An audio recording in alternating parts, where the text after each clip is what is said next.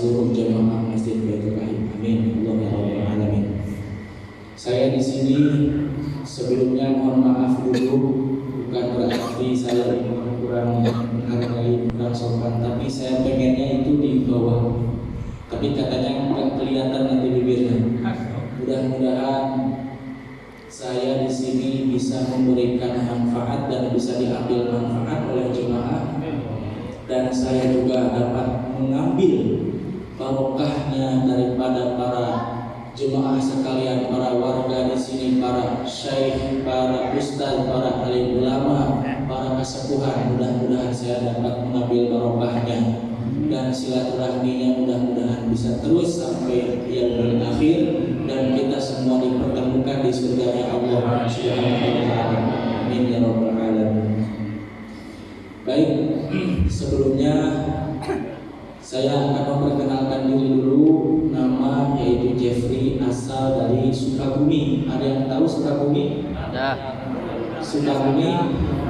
Sukabumi itu adalah di mana wadah bagi tempat orang-orang yang hubbu dunia. Apa itu hubbu dunia? Sukabumi. Sukabumi adalah hubbu dunia. Ya.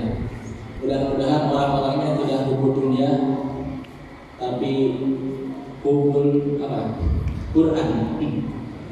Mudah-mudahan kita semua cinta Quran. Amin ya rabbal alamin. Baik, itu alhamdulillah berkat wasilahnya Ustaz Ubaidiyah dari Baitul Quran An-Nur. Saya di sini sudah seminggu dari hari Ahad sampai hari Ahad lagi, dan ini hari terakhir saya di sini. Mudah-mudahan bukan yang terakhir kalinya. Ini adalah awal mula, dan kita semua juga bisa mudah-mudahan nanti siapa tahu ada yang berhijrah atau bersafar ke Sukabumi, insya Allah mampir di tempat saya yaitu Al-Jazari Quranic Center. Di sana alhamdulillah saya sedikit mengajarkan atau men-share ilmu-ilmu Al-Quran, namanya Al-Jazari Quranic Center. Insya Allah di kota, di kabupaten insya Allah ada. Kenapa Al-Jazari? Karena itu yang akan kita bahas sekarang. Al-Jazari ini luar biasa, beliau adalah imam kita semua. Karena kalau dalam ilmu hadis itu ada Imam Bukhari, ada Imam Muslim. Gak sah kalau belajar ilmu hadis gak kenal Imam Bukhari atau gak adam. Kalau kita belajar fikih gak tahu Imam Syafi'i, Imam Hanafi, Imam Maliki, Imam Hambali, rasanya juga gak sah belajar fikihnya. Atau gak adab lah minimal. Gak tahu Imam Syafi'i padahal dia sedang belajar mazhab Imam Syafi'i. Nah, saya ini mau tanya, berapa tahun kita belajar Al-Quran atau membaca Al-Quran atau mengenal ilmu tajwid? Mungkin ada yang sudah puluhan tahun. Tapi tahukah imam Quran kita itu siapa?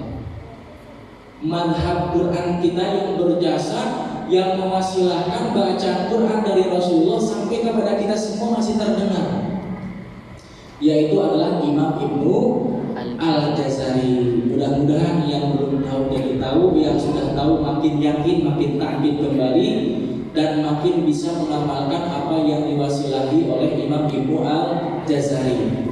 Siapa Imam Ibnu Al-Jazari? Beliau nama aslinya adalah Muhammad. Bapaknya juga Muhammad, kakeknya juga Muhammad. Cuman buyutnya namanya Ali, bapak buyutnya yaitu Yusuf. Jadi nama lengkapnya Muhammad bin Ali bin Yusuf Al-Jazari Ad-Dimashqi Asy-Syafi'i Asy-Syirazi. Kalau pengen nama lengkapnya lagi, Al-Imam Al-Hafidh Al-Muhaqqiq Al-Muqri Abul Khair Syamsuddin Muhammad bin Ali bin Yusuf Al-Jazari Asy-Syafi'i Ad-Dimashqi Asy-Syirazi. Jadi beliau bermadhab Syafi'i. Syafi'i juga Al-Hafidh, hafal ratusan ribu hadis. Karena guru beliau langsung dengan Ibnu Hajar Al-Asqalani, yang mana Imam Ibnu Hajar Al-Asqalani ini adalah seorang orang yang paling banyak meriwayatkan hadis. Juga beliau belajar tafsir kepada Imam Ibnu Katsir, yaitu yang membuat tafsir Ibnu Katsir. Jadi Imam Ghazali ini bukan imam Masjid Raya Jakarta, bukan Masjid Raya Mekah, tapi beliau adalah imam dari tahun 571 Hijriah, 1000 tahun yang lalu lah kurang lebih. 571 Hijriah, meninggal 833 Hijriah. Jadi beliau ini di usia 14 tahun sudah menjadi imam kabir, imam Mekah lah versi sekarang itu. 23 tahun sudah menjadi mufti. Apa itu mufti? Orang yang memberikan fatwa. Kalau kata beliau itu haram, haram. Kalau kata beliau halal, halal. Kalau sekarang mungkin qadhi atau MUI lah. Atau lebih tinggi lagi, apa namanya? Departemen Agama gitu. Nah, ini di usia 23 tahun. Jadi zaman dulu usia muda sudah hebat-hebat. Jadi benar-benar belajarnya langsung kepada ahlinya, sehingga hal-hal yang harusnya dikuasai puluhan tahun karena bertemu dengan gurunya yang pas dan ahli, maka akan terselesaikan dalam hitungan hari atau hitungan jam, bahkan menit.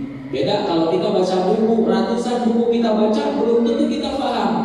Tapi kalau kita langsung berguru kepada orangnya langsung, 1 menit, 5 menit bisa paham, bahkan sampai dihujamkan ke kalbu kita, bahkan sampai ke hati kita, langsung masuk, langsung merinding, langsung diamalkan oleh kita. Beda, ada ruhaniyahnya. Maka itulah program salafus sholih atau program para sahabat ketika menuntut ilmu, yaitu mencari gurunya langsung. Imam Bukhari mencari satu hadis itu perjalanannya sampai 1 bulan. 1 bulan perjalanan mencari satu hadis sahih, sehingga ketika dilihat sudah sampai 1 bulan perjalanan, orang yang punya hadis ini mempermainkan keledai atau unta lah, ngasih makan, dipermainkan, dikasih mau digigit gak jadi gitu. Akhirnya gak jadi diambil periwayatannya oleh Imam Bukhari, saking hati-hatinya gitu. Kayaknya kalau zaman sekarang kita berguru kepada guru yang begitu jarang. Yang penting tidak kafir. Yang penting ilmunya sahih dari guru ke guru. Jadi yang disebut dengan sanad adalah seorang guru yang mumpuni di bidangnya, yang bisa diakui keilmuannya dia dapatkan dari seorang guru lagi, bukan dari seorang sebuah halat atau dari buku. Kalau dalam ilmu hadis itu disebut dengan munqati atau terputus sanadnya. Kita dapat berita dari YouTube, dapat bacaan Quran dari WhatsApp, dari media sosial, itu jatuhnya hukumnya munqati, terputus sanadnya. Karena nanti yang mempertanggungjawabkan gak jelas. Ketika kita dimintai pertanggungjawaban oleh Allah, dari mana bacaan Quranmu itu? Dari YouTube gak mungkin, dari WhatsApp juga gak mungkin. Tapi kalau dari seorang syekh, mana syekhnya? Saya nanti dipanggil karena saya tukang ngajarin bacaan Al-Quran. Kamu kenapa bacanya begitu? Ya Allah, saya juga belajar lagi dengan guru saya. Siapa gurumu? Dipanggil lagi guru saya itu. Sampai guru saya juga dipanggil lagi, terus panggil lagi gurunya, sampai yang terakhir Rasulullah SAW kata Nabi, wahai Allah, aku dulu mengajarkan umatku bacaannya seperti ini, wadduha, bacaannya seperti ini, wadduha, bacaannya seperti ini, wadduha, alaihim, alaihimu, alaihum, ihdinas sirata pakai sin, ihdinas sirata pakai zoi. Dan aku waktu itu telah meminta kepadamu ya Allah melalui malaikat Jibril. Jadi Rasul dulu nego, ya Allah jangan kau turunkan Al-Quran itu satu macam bacaan saja. Kenapa? Karena umatku gak akan mampu. Akhirnya Jibril naik lagi. Ya Allah, kekasihmu meminta Al-Quran jangan diturunkan satu model bacaan. Wahai Jibril, sampaikan 2 bacaan. Gak bisa Jibril nego lagi. Jibril sampai 3 kali balik, sampai 4 kali balik. Wahai Jibril, ini hadiah dariku, sampaikan kepada kekasihku bahwasanya aku turunkan Al-Quran itu 7 macam bacaan atau 7 perbedaan. atau yang disebut sekarang dengan ilmu qiraat asyroh 10 atau ilmu qiraat sab'ah 7. Jadi Rasul itu kalau dianalogikan ke zaman sekarang, ketika ke Jakarta, Rasul itu gak ngomong ada apa, tapi ketika ke Jakarta ada ape. Ketika ke Jawa ono opo. Ketika ke Malaysia atau ke Riau atau ke Melayu ada apa. Atau ketika ke Sunda lebih parah lagi, ayah naon. Kalau di Sunda itu kan berbeda, seperti zuhur jadi lohor, dari lor jadi lam. Itu di Indonesia sudah banyak yang seperti itu. Maka Nabi tahu umatnya nggak akan mampu kalau Al-Quran diturunkan satu huruf. Akhirnya watuhe terus sampai ke murid-muridnya, hingga suatu ketika Umar bin Khattab jadi makmum, Hisham jadi imam. Misalnya Hisham itu bacanya watuhe walaili idza saji ma wadda'aka rabbuka wa ma qala. Itu Umar bin Khattab nyaris membatalkan sholatnya karena mendengar bacaan Hisham yang berbeda. Akhirnya tahan sabar sampai assalamualaikum warahmatullah, assalamualaikum warahmatullah. Langsung Umar bin Khattab gak doa, langsung berdiri, langsung menjambak jenggotnya. Kan orang Arab itu jenggotnya panjang-panjang, atau inilah bajunya dijambak langsung, ke banyak omong karena Umar itu sangar. Dibawa ke hadapan Nabi, ya Rasulullah, ini orang mau coba-coba merubah Al-Quran, bacaannya berbeda. Akhirnya wahai Umar, tenang, coba baca. Umar baca dengan versi yang beliau dapatkan dari Nabi. Wahai Umar, itu benar. Coba baca Hisham. Hisham membaca, kata Nabi, sodakta, benar, bacaannya seperti itu. Umar malu sendiri. Ternyata Nabi ngajarin ke sini beda, ngajarin ke Umar beda. Begitupun istilahnya kunut, apalagi kalau kunut itu masalah furu'iyah. Ada yang ngajarin Nabi itu pakai kunut, ada yang nggak pakai kunut. Makanya istilah Al-Quran ini kalau didakwahkan kepada umat Islam, ini Al-Quran ini bukan furu'iyah, usuliyah. Yang usul Al-Quran bisa berubah tafsir, bisa berubah makna. Asalnya katanya adalah misalkan wa Mikail, wa Mikala, udah berbeda lagi maknanya. Fatabayyanu dan fatatsabbatu. Maka ketika kita ingin memaknai Al-Quran, lihat dulu qiraatnya, lihat dulu bacaan siapa yang dia pakai. Jadi Al-Quran ini lebih usul daripada permasalahan sekarang kunut, gak kunut, tahlil, gak tahlil. Ini yang mesti diperhatikan bacaan Qurannya. Apakah bacaan Quran kita ini sudah sesuai dengan Nabi atau belum? Apakah bacaan Al-Quran kita ini sesuai dengan apa yang Allah turunkan ke Jibril kepada Rasulullah atau belum? Jangan dulu membahas furu'iyah.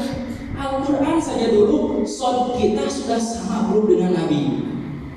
Ba kita sudah sama belum dengan Nabi? Kalau shod, ba, alif, hamzah sampai ya sudah sama, baru kita bahas masalah usul furu-furu. Berarti kalau kita selama ini belum sempat memikirkan itu, kayaknya terlalu kejauhan kalau pembahasannya furu'iyah.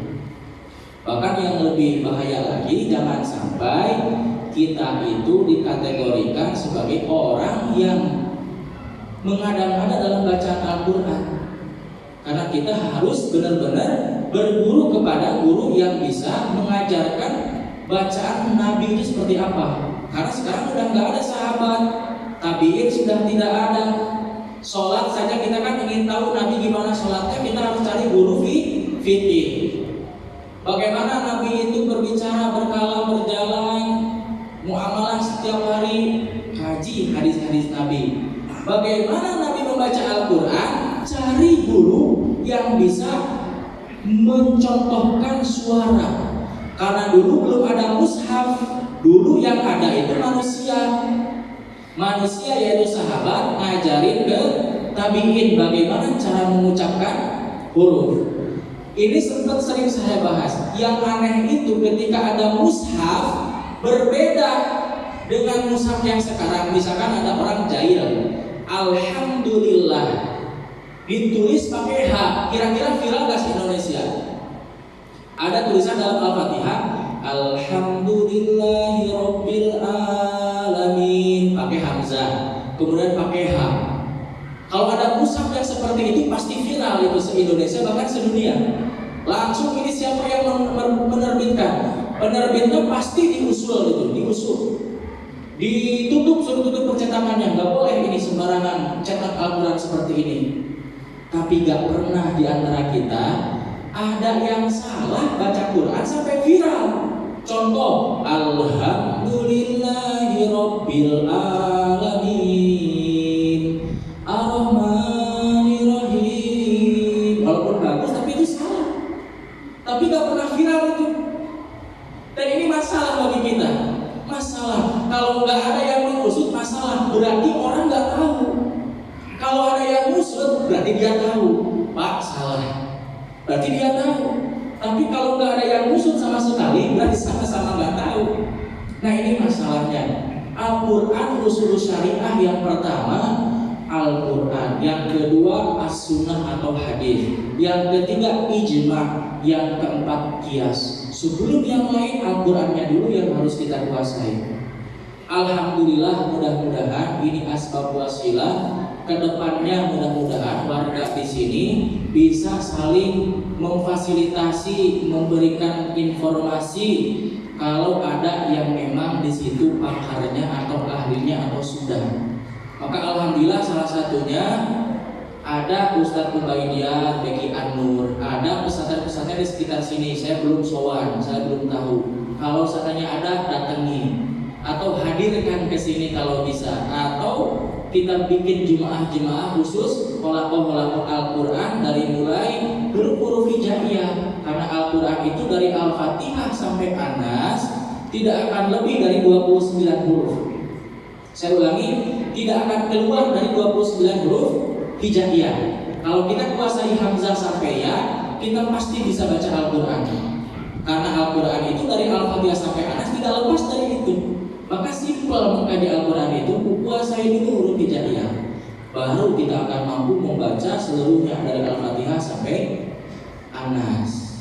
Nah mudah-mudahan pada kesempatan kali ini minimal Al-Fatihah kita belajar bersama di sini, walaupun tidak akan maksimal karena nggak mungkin satu-satu, minimal ijazah ammahnya. Atau saya bersaksi, ya Allah, berat bagi saya ini, bahwasanya detik ini, menit ini, hari ini, pukul ini, bulan ini, tahun ini, saya bersaksi jemaah yang ada di sini sudah berusaha, sudah ada ijtihad, sudah ada ikhtiar datang dari rumahnya, walaupun nanti ada kegiatan, tapi mencoba menahan dulu kegiatannya. Allah, mudah-mudahan ini menjadi asbab wasilah bagi jemaah semua. Dari saya sendiri di hadapan Allah Subhanahu wa taala kita sudah berikhtiar walaupun hanya surat Al-Fatihah, tapi mudah-mudahan ini menjadi asbab hidayah, ini mudah-mudahan menjadi asbab kita menjadi lebih takut lagi, lebih yakin lagi, dan mudah-mudahan kita diberikan kemudahan oleh Allah Subhanahu wa taala. Amin ya Allah ya Rabbal alamin. Langsung saja kita akan talaki bersama surat Ummul Quran, surat Al-Fatihah yang menjadi sah dan tidaknya kita melaksanakan sholat dan pasti harus dibaca. Kita mulai dari ta'awudz dulu. A'udzu billahi minasy syaithanir rajim. 1 2 3.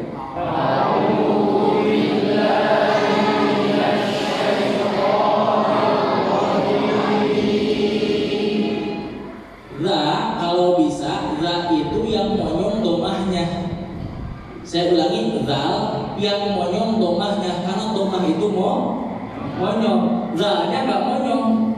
A'udzu, coba. A'udzu. Si. Zu. Bolak-balik. Zu. Kenapa nggak boleh monyong? Karena kalau monyong zalnya hancur. Kenapa setiap huruf diawali dal, sukunnya dulu. Saya ulangi, setiap huruf hijaiyah ketika diucapkan sukunnya dulu. Nya dulu, nya dulu kan. Nah, sukun huruf ini nggak boleh monyong kecuali huruf-huruf yang tebal. Huruf-huruf yang tebal, sodo, todo, khodo, ko, atau yang sering kita dengar yang pakai o lah gitu. Ini kan bukan o kan? Nah, otomatis sukunnya nggak boleh monyong. A'udzu, coba. Tadi syaito, tidak boleh syaito, atau syaito, nggak boleh. Langsung ke kasroh, karena kasroh itu diambil dari huruf ya badannya. Fathah diambil dari huruf alif, tasydid diambil dari kepala shin, sukun diambil dari huruf jim, sedangkan alis, mad, alis diambil dari mim dan dal. Mim, dal, begitu. Cuman kepala mimnya lama-lama hilang, jadilah halis itu lambang mad. Dan masih banyak lagi titik dan lain sebagainya. Maka huruf ya itu kasroh, hakikatnya kasroh. Syaito, 1, 2, 3. Syaito. Minasyaitonir rajim.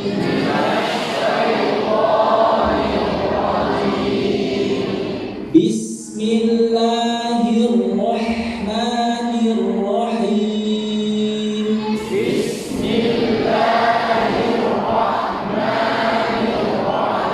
Hati-hati, bismi tidak boleh terputus.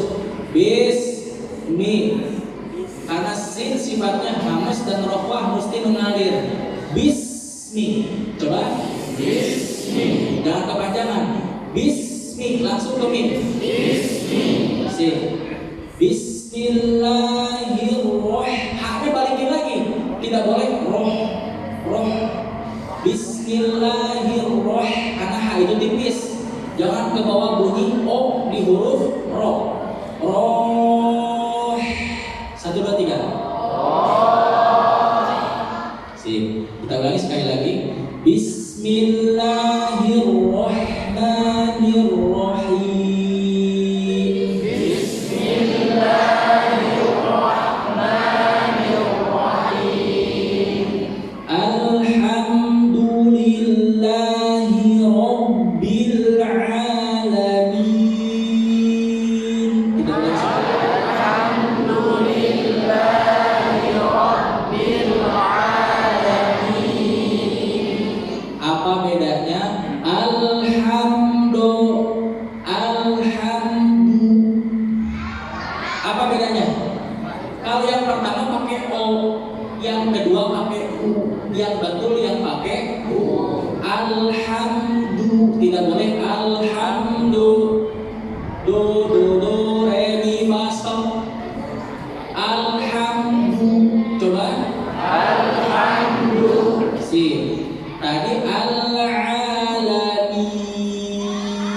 Tidak boleh masuk hidung. Kalau misalkan masuk hidung, al-alamin. Coba cek sendiri-sendiri. 1, 2, 3. Al-alamin. Kalau bunyinya masih berubah, berarti masih masuk hidung. Mad gak boleh masuk hidung. Mad itu al-jauf. Al-jauf itu rongga yang terbentang dari tenggorokan sampai ke mulut. Lanjutkan. Ar-Rahmanir-Rahim.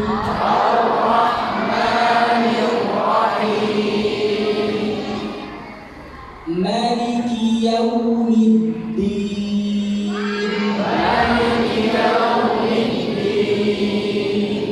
Maliki. Nanti qiraat lain ada yang bacanya Maliki, ada yang bacanya Maliki. Kalau kita riwayat Hafiz di Indonesia mayoritas bahasanya Maliki. Tapi jangan terlalu tebal. Maliki, senyum. Yau. Awas jangan yau. Ada bukan di Sunda ya, ao ae. Au ai dalam tajwid gak ada au ae. Au ai yaumiddin, tidak boleh middin, apalagi gak boleh. Kita ulangi sekali lagi. Maliki yaumiddin.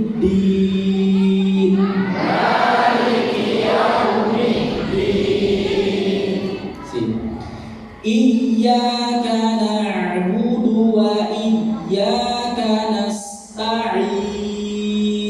Iyyaka na'budu wa iyyaka nasta'in. Yang panjang bukan i-nya. Iya, itu jadi mat nanti, tapi iya-nya ditekan. Iyyaka na'budu wa iyyaka nasta'in.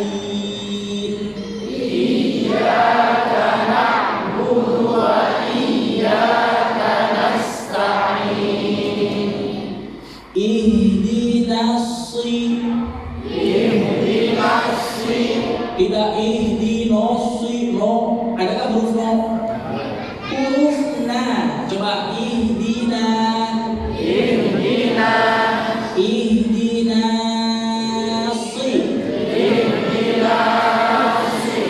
Maksudnya jangan sampai bunyi nu-nya berubah. Ihdinas, naus. Nah-nya gak ada perubahan bunyi. Ihdinasi, tidak nasi. Kita ulangi. Ihdinas siratal mustaqim.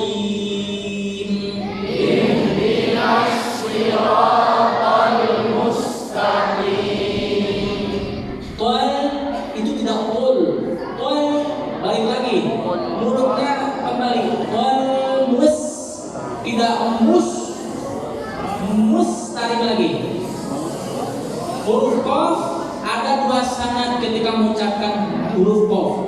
Kalau jalur Kudus, Jawa Tengah, Jawa Timur itu mustaqim. Qul huwa mustaqim.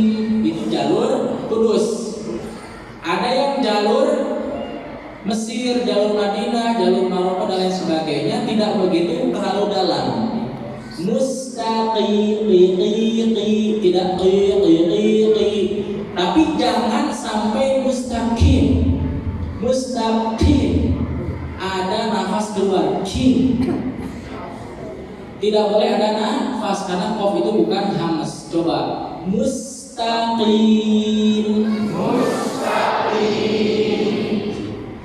Siratal ladzina an'amta 'alaihim ghairil maghdubi 'alaihim waladdallin. Sampai nafas. 1, 2, 3.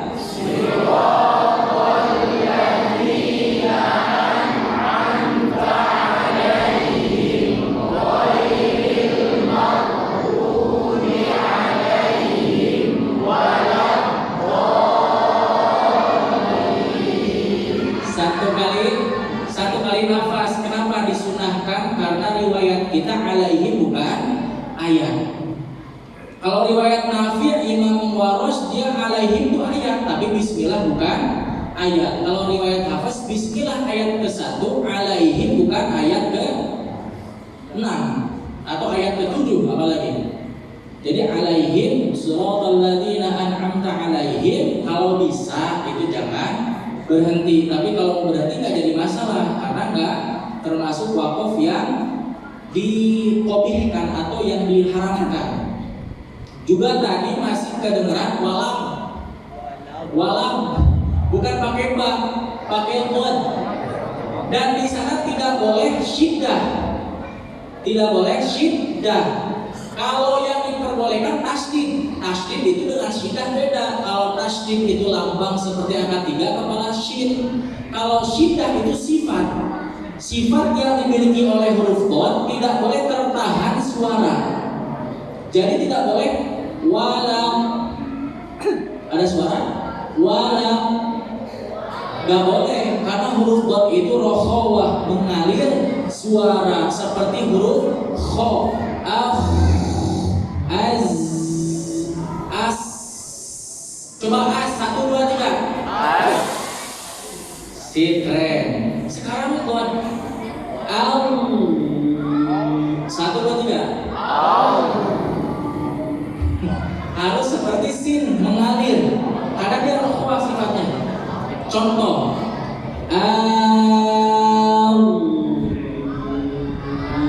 do. 1, 2, 3. Dotnya 2 ya.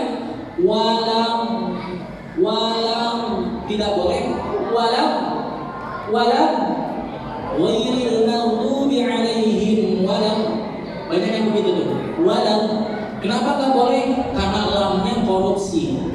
Jadi gak cuma DPR aja korupsi. Lam di Fatihah bisa korupsi. 1 harokat menjadi setengah harokat. Harusnya walam.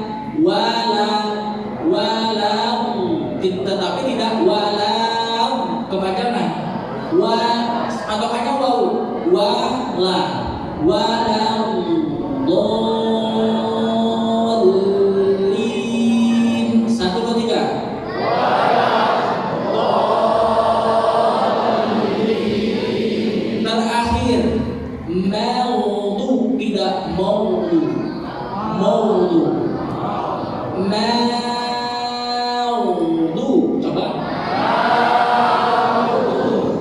Jadi mimnya tipis, tidak boleh terbawa oleh huruf ghain. Maghdubi 'alaihim waladdallin. Kita baca dari awal sampai akhir. 1, 2, 3 dari tahun dulu. 1, 2, 3.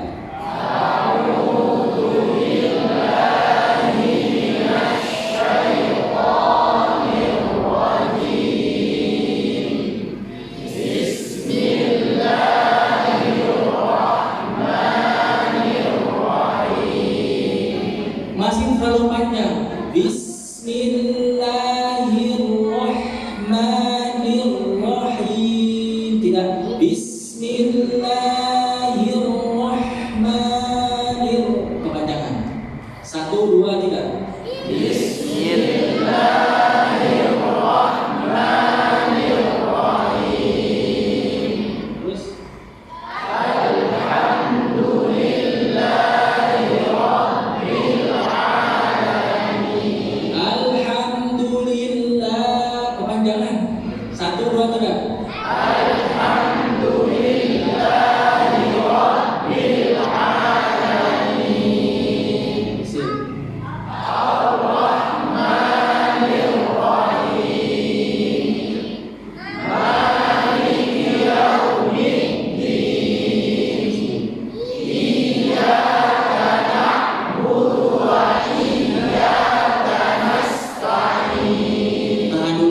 Tidak boleh iyyaka itu ain campur hamzah sukun. Jadi jangan berhenti. Na'bu. Coba. Na'bu. Sip. 1, 2, 3. Iya. Iyyaka na'budu wa iyyaka nasta'in. Sip. Ihdinas siratal mustaqim. Tahan dulu. Ihdi mengalir. Ihdi tidak boleh. Ihdina. Ihdi. 1, 2, 3. Ihdinas siratal mustaqim. Sip. Terus. Siratal ladzina an'amta 'alaihim ghairil maghdubi 'alaihim waladdallin. Terakhir diusahakan 1 kali nafas, karena saya dapat ijazahnya begitu. Usahakan tarik nafas, baru siratal ladzina. Jangan terlalu pelan juga supaya bisa. 1, 2, 3, 1 kali nafas. Siratal ladzina an'amta 'alaihim ghairil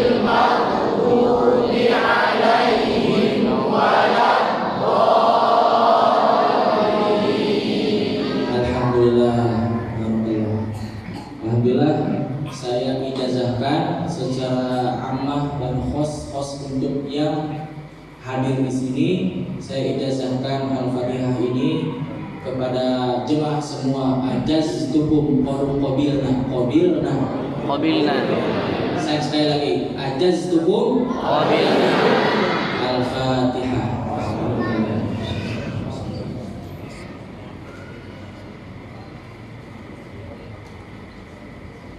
Alhamdulillah, itu saja.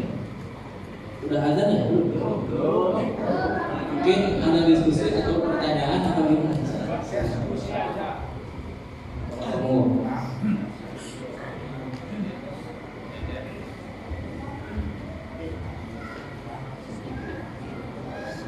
Assalamualaikum warahmatullahi wabarakatuh. Waalaikumsalam warahmatullahi wabarakatuh. Mohon maaf Ustaz, kami perlu menanyakan sedikit tentang ayat 7 dari surat Fatihah, di mana yang sebenarnya memang kita tidak boleh berhenti dalam siratal ladzina an'amta alaihim. Namun demikian karena faktor nafas, nah sehingga kalau dipaksakan siratal ladzina an'amta alaihim, mungkin kaget karena. Nah ini bagaimana kalau kita berhenti di gaya mampu itu, kemudian dilanjutkan. Ini karena faktor nafas, bukan karena sengaja begitu. Mohon penjelasan. Jadi kalau alhamdulillah, terima kasih banyak. Jadi kalau nafasnya nggak kuat, ya nggak apa-apa di situ, karena di situ ada wakaf yang tidak dilarang. Ya, jadi kalau nggak kuat nafasnya silakan berhenti di situ. Yang tadi hanya pentakkidan bahwasanya di sana bukan ayat, karena kita ini berbicara tentang Al-Quran seluruhnya, seluruh qiraat. Kenapa? Kalau sudah ngaji qiraat, ternyata di sana tuh ayat. Untuk siapa? Imam Nafi', Abu Amr, Ibnu Amir. Ketiga imam ini di sana ayat. Contoh gini. Nun wal qalami wa ma yasturun. Ada berapa ayatnya? Hah? Ada yang bilang 2, ada yang 1. Cek sendiri di mushaf, itu 1 ayat. Itu 1 ayat. Kalau riwayat lain baru, contoh riwayat Maros, di situ 2 ayat. Berapa ayatkah ini? Alif Lam Mim. Dzalikal kitabu la raiba fihi hudan lil muttaqin. Ada berapa ayat? 1. Karena saya pakai riwayat Maros, bukan riwayat Hafs. Nah ini perlu dibuka wawasannya, karena ayat itu tergantung riwayat yang kita baca. Kita mau pakai riwayat mana? Kalau kita ke Maghrib, ke daerah Maroko, Sudan, apalagi Afrika, daerah Maghrib lah, itu dia bacanya gak ada yang pakai riwayat Hafs, jarang. Gak ada yang pakai wadduha, gak ada. Di sana kebanyakan wadduha wal laili idza saja. Jadi ayat ini tidak dipukul rata. Alif Lam Mim itu ayat ke-1. Coba nanti mulai buka-buka internet, Google, YouTube, riwayat Al-Quran itu ada berapa, qiraat Al-Quran itu ada berapa, ayat Al-Quran itu ada berapa. Maka kalau berbicara ayat tergantung. Mungkin sahabat dulu ketika Rasul berhenti, ayat, ini nanti lanjutkan bacanya. Alaihim, berhenti Nabi, berarti ayat. Alaihim ghairil maghdubi alaihim waladdallin, bukan ayat. Maka selain Imam Nafi', Abu Amr, Ibnu Amir, mereka mengatakan di sana bukan ayat.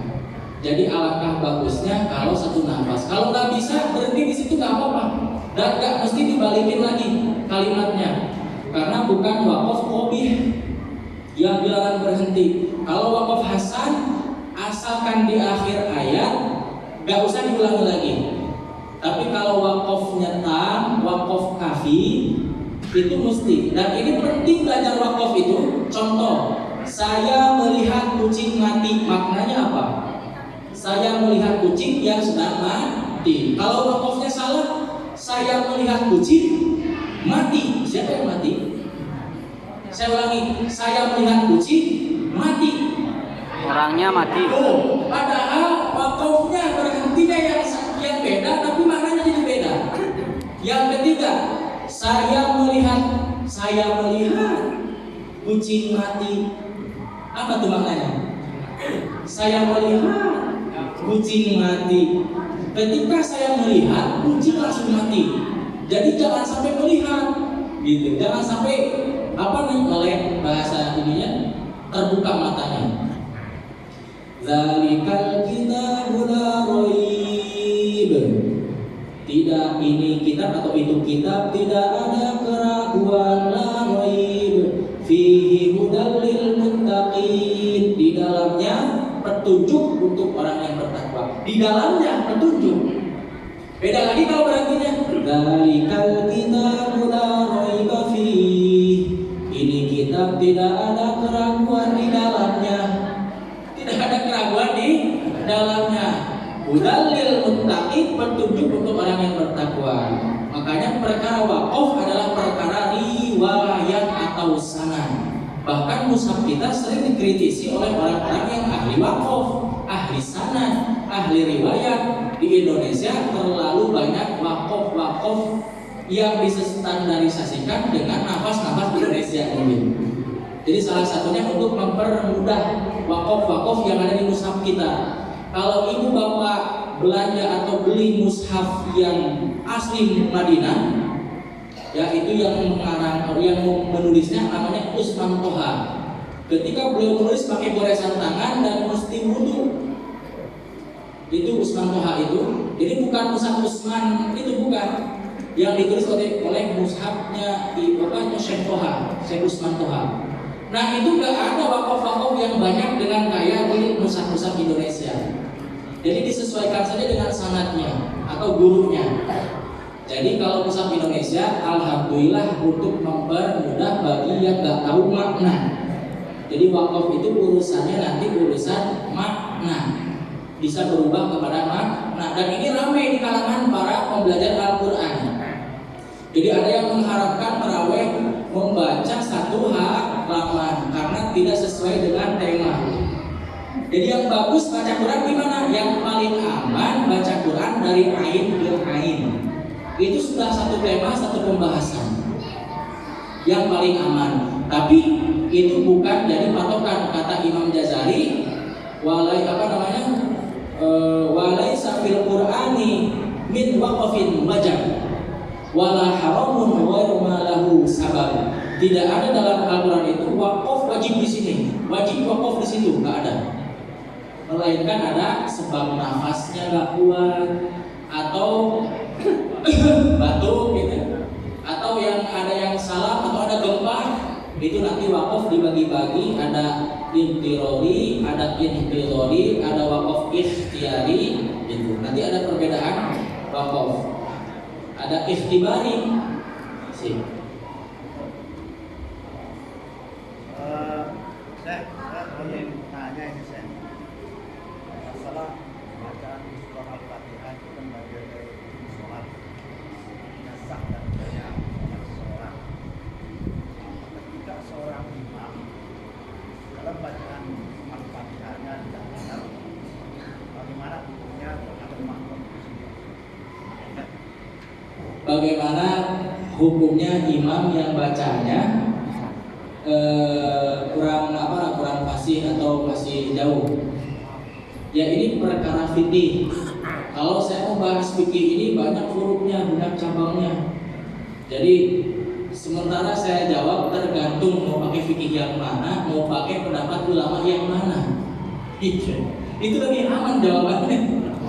Tergantung mau fikih yang mana dan mau pakai pendapat ulama fikih yang mana, karena ada mujtahid mutlak, ada ulama yang menyampaikan pendapat imam-imam mujtahid mutlak itu, dan banyak ulama-ulama yang ada yang mengatakan nggak sah, ada yang mengatakan sah, asalkan diyakini bacaannya ini adalah benar gitu, udah perkaranya selesai. Tapi kalau seandainya ada yang tahu, alangkah baiknya yang tahu ini maju. Tapi terkadang yang namanya di kampung gitu, di desa-desa, yang jadi imam itu harus yang sepuh, nggak jadi masalah. Kita hargai itu. Tapi sewaktu-waktu harus ada yang memberanikan diri. Alhamdulillah, Pak Haji, Pak Kiai, saya sudah mondok 20 tahun di Jawa. Saya sudah hafal qiraah kasroh. Dan saya alhamdulillah sudah tamat Al-Quran 100 kali. Bolehkah saya sekali aja jadi imam? Oh gitu, memang usianya berapa? 7 tahun, gak bisa. Gak bisa juga.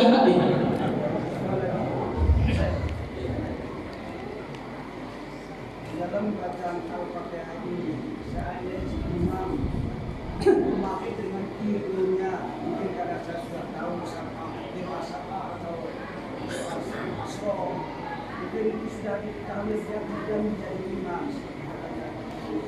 Saya sudah hafal bacaannya, cuma di sini dikakai seperti itu karena tahu. Seperti halnya sebelumnya jadi imam kan sudah syekh dan mungkin terlebih dahulu kepada imam. Saya memakai bacaan ini. Rasanya si imam ini tidak tahu yang seperti ini dan yang memakai bacaan ini. Apakah itu bagaimana dan itu bukan masalah saya. Ya. Kalau kita jadi imam, gak tahu ilmunya, kemudian kita baca wadduhe walaili idza saje, sama kayak kita menjadi imam, kayak orang Maroko jadi imam bacanya wadduha walaili idza saja, pasti diketahui oleh orang-orang Maroko. Oh, kamu bacanya wadduha sih? Oh, saya sudah belajar di mana di Indonesia.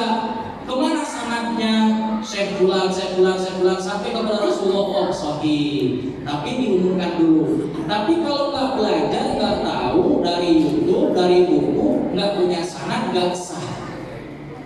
Nggak punya sanad, nggak sah. Tapi kalau dalam sholat, kalau bisa yang masyhur di Indonesia apa? Supaya tidak terjadi fitnah. Kecuali ada khobar dulu. Jemaah sekalian, saya mau baca riwayat ini, nanti jangan ada yang menyalahkan dulu, atau ada penjelasan dulu sebelumnya, atau mau syiar dulu, atau ketika dia sudah benar-benar mampu ingin menyebarkan Al-Quran ini, menyiarkan Al-Quran ini, ya silahkan. Tapi harus hati-hati, ihtiyati. Harus benar-benar sudah ada sanadnya, harus ada gurunya. Siapa yang mengajarimu begini? Jangan-jangan dapat tapak di Gunung Agung. Nggak bisa. Harus jelas gurunya siapa, karena ini pertanggungjawabannya akhirat gitu. Dan yang terakhir, yang mudah-mudahan saja dengan misalnya dia membaca seperti itu, jadi tergugah, oh ternyata ada baca Quran yang lain. Tapi jangan keseringan gitu. Kalau belum tahu nanti bisa bisa disembelih. Saya menurut bacaan, seandainya anak bacaan, siapa itu des katanya orang-orang di sini. Tahu cuma tidak tahu saya anaknya siapa tidak tahu. Bismillahnya dikecilin gitu. Bismillahnya. Oh jangan. Kalau kita ke hafaz, Bismillah bagian dari ayat. Imam madhab itu dia ketika baca Quran bermadhab ke imam qiraah gitu. Jadi kalau misalnya mau jadi imam, kalau bisa pakai, atau ketika kita baca Quran, pakailah bacaan yang telah sampai dari guru kita, bukan yang kita dapatkan dari YouTube, dari MP3, dari handphone, dari WhatsApp. Amalkan apa yang telah sampai dari guru kita, entah itu guru kampung sederhana pakai sarung, pakai kaos oblong, tapi itulah nanti yang menyelamatkan kita di hadapan Allah Subhanahu wa taala. Sekalipun kita salah di mata Allah, beliau yang dapat menyelamatkan kita nanti. Karena jasa guruku lebih besar daripada jasa orang tuaku. Orang tuaku yang menghantarkanku dari langit ke bumi, sedangkan guruku yang menghantarkanku dari bumi ke langit, yang mengenalkan Allah, yang mengenalkan sholat, surga, neraka, baca Al-Quran. Jadi hargai guru-guru kampung kita, jangan mentang-mentang kita lihat YouTube, oh inilah bacaan Al-Quran yang mantap. Enggak. Bacaan Quran yang bagus adalah yang telah kita dapatkan daripada guru-guru kita. Itu yang benar. Iya kan? Sering Ustaz.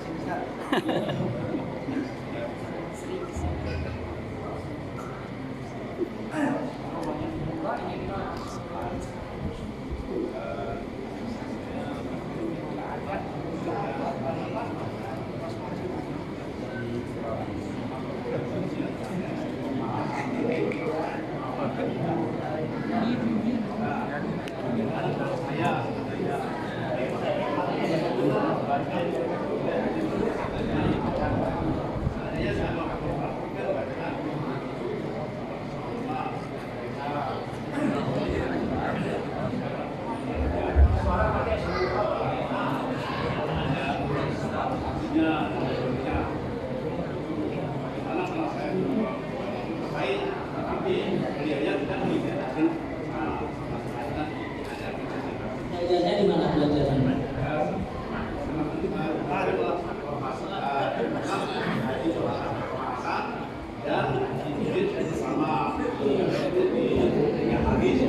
Baik. Kemudian yang kedua saya sering menemukan di dalam Al-Quran itu tasbih. Nah, apa yang dimaksud dengan tasbih? Itu apa itu? Kadang-kadang saya tidak salah baca karena dalam Al-Quran sering menemukan tasbih. Nah, apa itu yang dimaksud tasbih? Apa itu dalam membaca Al-Quran dan salah. Terima kasih, Syekh. Wassalamualaikum warahmatullahi wabarakatuh. Sebetulnya harus belajar dulu tahammul wal ada. Bagaimana cara mengambil riwayat dan menyampaikan riwayat. Tahammul wal ada itu ada istilah as-sama, mendengarkan dan tersenat paling alim. Sami'tu Rasulullah. Jadi mendengarkan itu sangatnya tinggi. Yang kedua qiraah, kita membaca, guru mendengar. Yang ketiga ijazah saya ijazahkan, walaupun nggak baca ijazah dapat sanad. Terus ada mukatabah, gurunya membuat kitab nih, amalkan apa yang telah aku tulis di kitab ini. Itu namanya mukatabah atau munawalah. Kemudian ada wijadah. Wijadah itu guru menulis buku, dijual di Gramedia, kita beli, kita baca. Nah ini wijadah ini sebetulnya sanadnya terputus, tapi dia dapat sanad. Namanya wijadah. Seperti kita lihat di YouTube itu sama seperti baca buku. Cuman bedanya YouTube itu suara, buku itu tuh tulisan. Gitu. Khawatirnya nanti kalau nggak ketemu sama penulisnya nanti takut salah tangkap atau salah sangka. Wajahmu bagaikan rembulan di bulan purnama di tulisannya. Oh berarti cantik, ternyata ketika ditanya enggak, ini jelek. Kenapa? Coba teropong bulan purnama. Oh ternyata banyak bolong-bolongnya. Ya kan bulan itu ternyata ketika diteropong banyak bolong-bolongnya. Nah makanya kita harus cari langsung kepada pengarangnya atau murid-muridnya atau murid-muridnya lagi atau minimal ya nggak apa-apa lah dari buku, dari dari YouTube, tapi itu masih wijadah. Harus ditingkatkan lagi ke ijazah minimal. Ijazah, kemudian qiraah kita baca, kemudian sama gurunya gimana nih bacanya. Tapi nggak jadi masalah, amalkan saja, asalkan kita ikhtiar untuk mencari siapa nih yang bisa mengajari atau memberikan ijazah atau sama sekedar mendengarkan aja langsung dari gurunya secara live, dari murid-murid gurunya nggak jadi masalah. Yang berikutnya tashil. Tashil itu contohnya dalam riwayat kita A'ajami, dibaca A'ajami. A'ajami, dia bukan hamzah, juga bukan ha, pertengahan dia. Jadi kalau orang Arab, namamu siapa? Aam, gak bisa orang Arab itu. Namamu siapa? Andre misalnya. A-nya ada 10. Kita Indonesia mantap bisa. Tapi orang Arab belum tentu. Namamu siapa? Andre. Andre gitu. Itu istilah tasyil gak cuma di riwayat kita, tapi riwayat lain pun. Tahun. Ada 2 hamzah. Berat bagi orang Arab pada saat itu, sehingga Nabi memberikan keringanan. Tahun. Jami. Jami. Seperti di ayun. Makanya hati-hati kalau pakai metode yang di ayun-ayun, jangan sampai mendekati tasghir. A'udzu was-samaa'i dzatil. Kalau yang satu ayunan kan jadi masalah, ini beberapa ayunan. Was-samaa'i. Kalau tahapannya belajar silahkan pakai metode apapun bebas, tapi syaratnya jangan berhenti di sana. Harus terus belajar sampai ke liang lahat, sampai usia kita itu dijemput, ditutup usianya. Jangan sampai merasa puas, intinya gitu. Nah itu mudah-mudahan bisa mewakili dan tidak puas dengan jawabannya.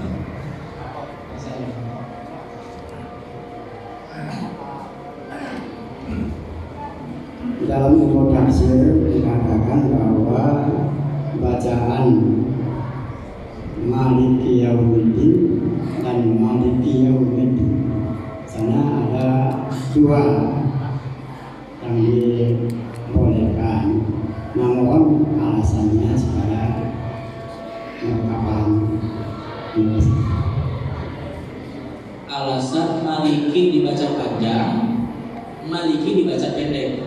Alasannya gimana? Wudunya Imam Syafi'i, sholatnya Imam Malik, nyentuh lawan jenisnya pakai mazhab yang lain boleh nggak? Jadi kalau mau Imam Syafi'i pelajari dari mulai wudu, sholat sampai ibadah-ibadah yang lainnya, zakatnya gimana? Oh ternyata begitu. Dalam bacaan Quran yang Malikinya itu pendek siapa saja? Salah satunya Hafiz. Sampai waladhdallin, sampai surat Anas harus sesuai dengan Imam Hafiz. Jadi nggak boleh dicampur adukan riwayat. Adapun yang Malikinya pakai panjang, silahkan, tapi harus tuntas sampai surat Anas juga, nggak cuma di Malikinya saja. Dan itu yang Malikinya panjang hanya 1 Imam Asim, yaitu imam kita, gurunya Imam Hafiz. Kemudian Al-Kisai, ya, kemudian Yakub, dan itu semua minoritas. Mayoritas qiraat membaca Maliki. Urusan tafsir bukan ranahnya di sini, tapi urusan riwayat takkid. Ketika Rasul mengajarkan Maliki, sahabat yang lain Maliki. Rasul ngajarinya Maliki, sahabat yang lain Maliki. Sampailah ke imam kita, Imam Asim, ke muridnya yaitu Imam Hafiz, ke seluruh dunia, ke Indonesia bacanya Maliki. Tapi kalau ke Maroko Maliki, karena yang bacanya pendek, imam selain Imam Asim, selain Imam Al-Kisai, selain Yakub juga. Jadi imam-imam yang 7 lain bacanya pendek, kita bacanya panjang. Boleh, tapi harus semuanya total sampai Anas. Pakai yang imam yang bacanya panjang, atau yang panjang pendek. Kalau dalam fikih itu namanya talfek. Tahu talfek? Mencampur adukan. Untuk orang awam ya terserah, yang penting mirip ke salah satu imam fikih. Dalam Quran juga yang penting mirip lah gitu. Oh ternyata kan kita juga masih mirip, belum tentu yakin ini bacaannya seperti ini. Yang penting mirip-mirip lah sedikit, gak terlalu jauh. Makanya dalam Fatihah jangan sampai makhrajnya itu salah, hurufnya tertukar, matnya terlalu panjang. Minimal 3 aja yang dipertahankan, makhraj, sifat dan huruf dan matnya panjang pendeknya. Itu kalau yang dikaji dari fikih-fikih Imam Syafi'i. Jadi minimal itu. Padahal maksimalnya adalah kita harus tuntas satu riwayat hafaz dalam membaca Fatihah gimana. Harus fotokopi lah, itu bahasanya. Fotokopi, cari yang bisa mengajarkan fotokopi yang sama dengan Imam Hafaz. Itu saja. Ada lagi? Cukup ya? Di Al-Fatihah ini Fatimah ketika kalau di Al-Anas itu Manisina perbedaannya padahal bunyinya sama. Betul. Ada yang Betul. Betul. Itulah hebatnya Nabi mengatakan ikhtilaf umat, perbedaan umat itu nanti adalah rahmat untuk mempermudah. Ternyata gak cuma di Maliki Fatihah dan Malikina saja. Banyak tadi sudah saya contohkan. Bismillahirrahmanirrahim di dalam bacaan Gorik tadi kata Kiai. Gak cuma di riwayat lain gitu. Itulah maksudnya baca Quran itu harus sesuai dengan apa yang Rasulullah ajarkan. Begitu ya udah begitu. Dan kalau kita lihat dari ijazahnya nanti berpengaruh terhadap penafsiran. Makanya beliau tadi membahas dalam tafsir Ibnu Katsir, kalau yang malikinya panjang pasti beda pembahasannya.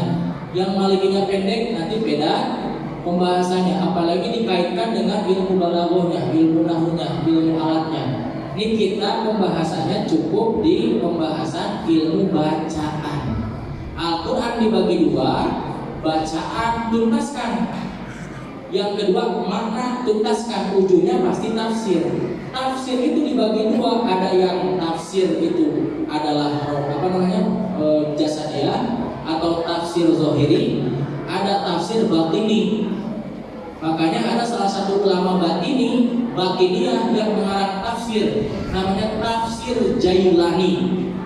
Bukan tafsir Jalalain, tafsir Jailani. Itu Syekh Abdul Qadir, beliau mengarang tafsir yang isinya ruhaniyah. Jadi ini nanti larinya ke tafsir, ke pemaknaan. Kalau mau kita bahas qiraat, yang manut bacaan Maliki yang panjang hafaz di Al-Fatihah, tapi di surat An-Nas jangan coba-coba dipanjangkan, karena imam kita bacanya pendek. Wa qila man roko. Apa itu? Sakta. Kenapa nggak diwasol? Saya wasol aja lah karena sudah tahu hukumnya. Ro ketemu nun ketemu ro ini. Bila gunah wa qila marro. Keadab kepada Imam Hafaz.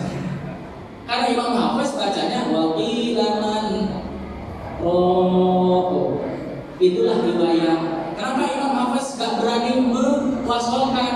Karena saking ta'zimnya, saking gak mau merubah bacaannya dari Nabi begitu. Jadi intinya periwayatan itu harus tuntas dari Al-Fatihah sampai Anas bacaan Hafaz yang mana? Itu saja. Ada lagi? Cukup ya? Itu saja yang dapat saya sampaikan.